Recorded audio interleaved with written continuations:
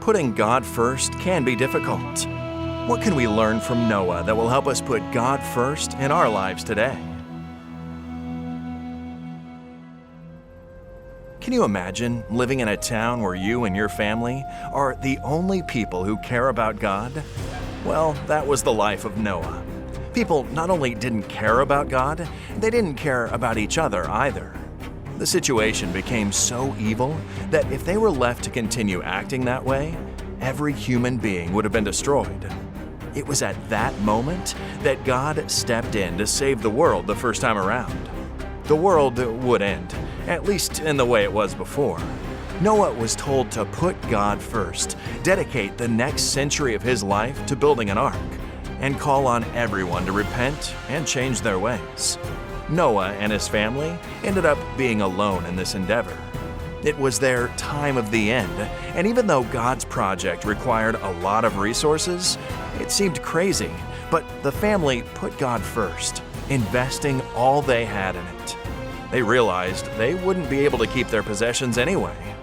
Noah was mocked and ridiculed by the very people he was instructed to warn.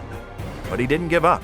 He was preaching and building to save as many as possible, every day. Noah put God first and followed the instructions he was given. The flood came, and the ark saved Noah and his family from destruction. Humanity was saved, and Noah received his property back, a bigger one indeed.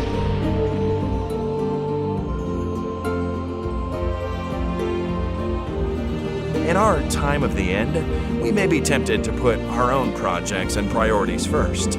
Perhaps you're an administrator of many resources, or perhaps you're constantly struggling to make ends meet. Like Noah, all of us are challenged every day, every week, every month to put God's kingdom first. In a short time, we also will be unable to keep our possessions. Everything will be lost anyway. But those who put God first will see the results of their efforts with every person who will be saved. God has also promised that all other things will be added to them, and God keeps His promises. With every plank and nail, Noah was putting God first. His example compels us to do the same. As we return our tithe and give our promise, we are challenged to put God first.